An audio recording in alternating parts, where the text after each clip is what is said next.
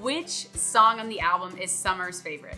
Hung the Moon for sure, and Reverse Cowgirl. There's some titles. There's like Smoking a Doobie, huh? And Reverse Cowgirl. Right? What's going on with this guy? But when you hear the songs, you're just like, oh, this is fun and awesome.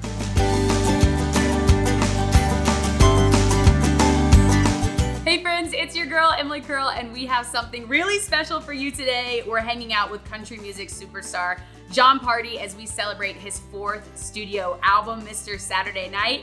And we have a few of his biggest fans here to celebrate. Let's give it up for Mr. Saturday Night himself, Jon Pardi. Welcome. Hey. Guys, can we do a little cheers? Yeah, cheers. Here we go. For our party with Pardi. Awesome. It's Friday. It's Friday. Jon, first and foremost, thank you for being here. We got your fans here. We're celebrating. Congratulations.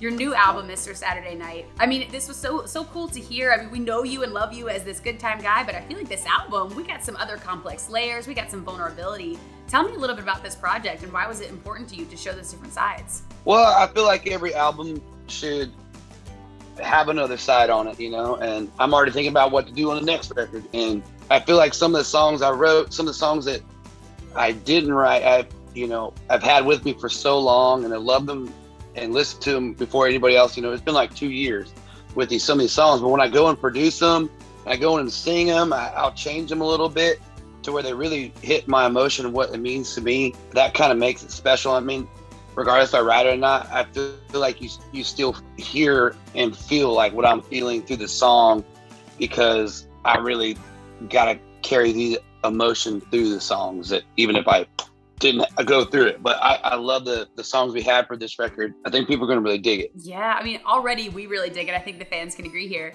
But it's interesting, you're a songwriter, you work with some amazing songwriters, but there's a certain like vibe to a Jon Pardi song. What do you think is like the perfect concoction to make a great Jon Pardi song to make the record? It usually involves dancing and happiness. That's I could start with that right there. I mean, and then if you pour some drinks with that, I mean, that's good. But then a lot of people think that, oh yeah, I get that. I'm gonna write that. I'm gonna do that. John's totally gonna record this song. Then I get it. It's like party, party, party, party, party. I'm like, no.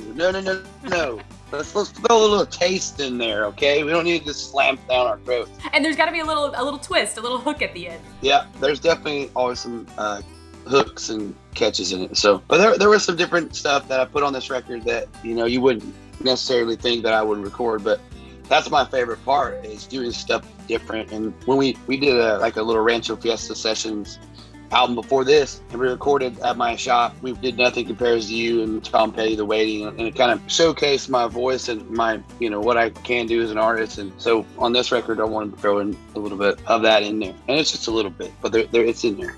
Yeah, I mean, you talk about how some of your biggest influences are Tom Petty, George Strait, Alan Jackson. Like, do we get that vibe in this album too? Somewhat, but it's different. It is what it is. That's what this record is. That's how I make records. It is what I'm feeling, what I went through getting these songs. That's where I kind of leave it at without saying, oh yeah, it sounds like a George Strait record all day. You know, no, it doesn't. There's stuff that is just different, but you get that aspect of traditional country with like a new kind of I don't know, it's tough. It's a good cocktail, right? You know, if it was sold at a bar, it'd be like $30. I love it. That's what we need. That's the energy we're looking for. Cheers to that, Jon. We're so excited. We have some of your fans here, like we said. We are drinking. We're having our party with Pardi. We're going to ask some fan questions. So let's kick it off. Caitlin, let's start with you. What do you got for Jon? Hi, Jon. I'm Caitlin, and I had a question. I was wondering what your favorite thing to do is outside of work. We see you on Instagram roping and golfing and hang out with your wife. So I was wondering what your favorite thing is.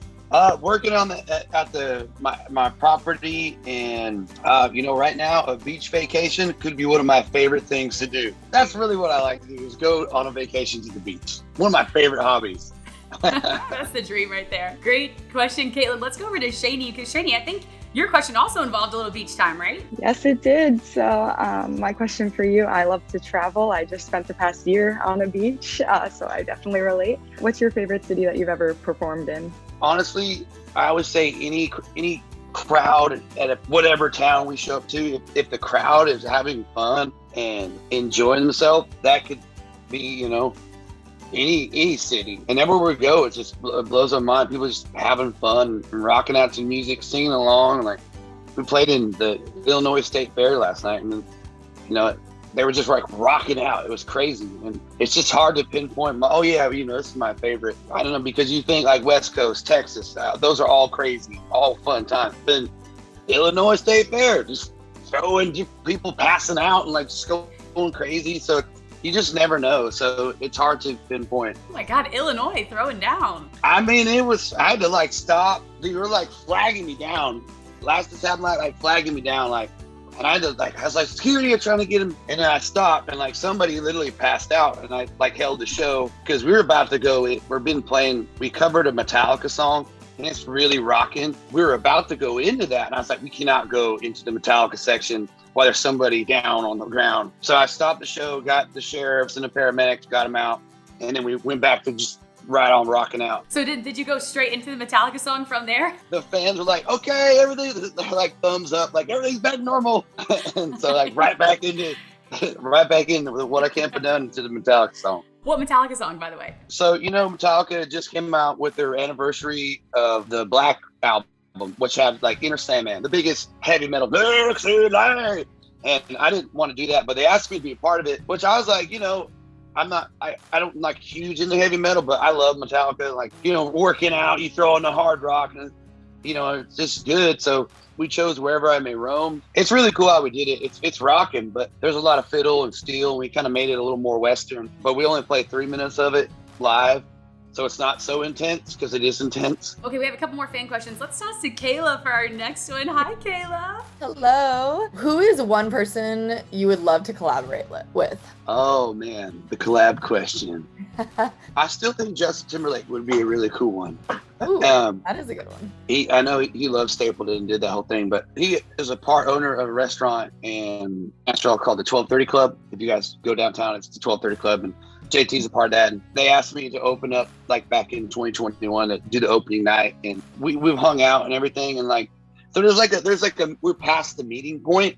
So maybe one day, but like he's so busy and he just does his thing. But I'm just throwing out JT because I don't have any other answers. But you know what? I got a good start. Okay, I got a good start. Yeah, there you go. Okay, let me build off that. If you were gonna have someone like come onto a track on this current record, or maybe remix one of your songs, what song would it be, and who would you want for that? Well, we already got it. We already got Midland. They're my boys. So I'm not gonna throw Midland under the bus. If I was gonna put anybody on the record, obviously it's Midland. Yeah, okay, there we go. We'll take it. Sarah, what is your question? Hey, John, it's nice to meet you. This is so fun. My question is that celebrity biopics are huge right now. Everybody's getting one, it seems like. But if they were to make a Jon Pardi movie, what would it be called and who would play you? I don't know. Hopefully that's in like 20 years. I'm still trying to make it, all right? I don't need a movie yet. I feel like Mr. Saturday Night is a good name for that as well. Yeah, Mr. Saturday Night. Yeah, somebody else brought it was actually a really good point. They said Mr. Saturday Night could be a movie itself, and the Mr. Saturday Night, the soundtrack, the way it flows, could be the soundtrack for the movie because it's up and down, and you could he said it could be like a new kind of urban cowboy thing. I was like, I never thought about that, but when I thought about it, I was like, it's not a horrible idea. But I am not ready for a biopic movie yet. Trust me, I got to go through a lot of ups and downs. We got to get some more chapters for the movie. Well, we're ready for it. We're looking forward to it. Okay, Valerie, our last question. Are you ready? What's your question for John? Congratulations on the new album. And my question was, it's actually a beach question. Will you ever be joining Luke Bryan on the beach for Crash My Playa? Yeah. Not this year. We had some conflict. They asked me to come and I couldn't make it. But definitely 2024, I'm going to be there. I'm looking forward to seeing you there. Awesome. It'll be fun. We are ready for that. Y'all, thank you so much for such great questions. This has been so fun. John, I thought before we let you go, we could do one more last game, a quick rapid fire all about the album. So I'm going to give you a scenario and you tell me which track corresponds with that song. Does that sound good? Okay. Was there a track on the album that almost didn't make it? Mr. Saturday Night. Really? Yeah. Well, I mean, it was the last song we had. Because I had Mr. Saturday Night for a couple years. I let it go because I would just finish Heartache Medication. And my friend Nicolette texted me. She's like, she knew I had the last song meeting. She's like, don't forget about Mr. Saturday Night. And that was the last song I played at the song meeting, and it blew everybody away. They're like, where's this song been? I was like, in my inbox. Did you originally have another name for the album before this track? Yeah, we had a bunch of them. I think Neon Lightspeed would have been a cool title, but Mr. Saturday Night really just put the caption on the record. which song on the album is Summer's favorite?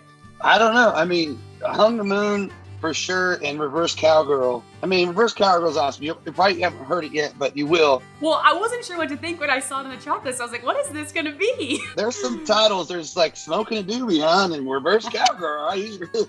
What's going on with this guy?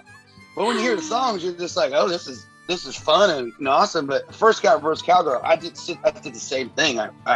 I didn't write it. So, I mean, I was like, Reverse Cowgirl, there's no way I'm going to get this past, like, whatever this song says. So I didn't even listen to it. And then I was like, Summer and her friends were over, and I was like, I'm going to play this Reverse Cowgirl. We played it, and then we had to play it again, and then play it again, and play it again, and play it again. And then the next morning, they're singing it. They're like, oh, my God, this Reverse Cowgirl song's so awesome. So I was like, I guess I got to record it. And someone's like, you better record it. And Just has to make it now. Yeah, and Summer, I mean, she really loves all of them, but I think those two really. I mean, The Day I Stopped Dancing. I mean, there's so many great songs.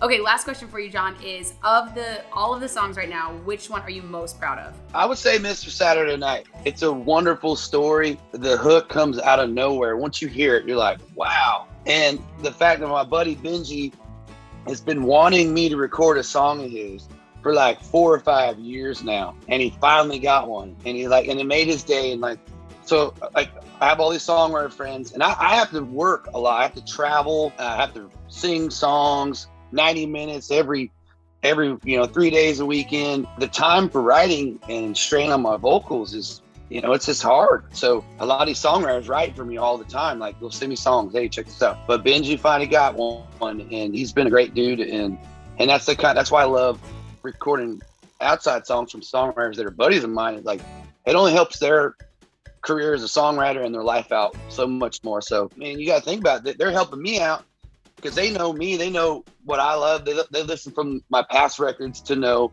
like, hey, Jon might like this. I'm just proud of that for him. And it just set the tone. It really set the tone for the title track for the next record. And now everybody calls him Mr. Saturday Night. No problem with that right there. No, that is the best. It's so good. Oh, wait. Well, let's give it up one more time for Mr. Saturday Night, Jon Pardi. Congratulations on the new album. Hey, thank you so much. Thanks so much for joining our virtual party with Pardi. Jon Pardi's new album, Mr. Saturday Night, is out now, so make sure you go stream it on iHeartCountry. Cheers.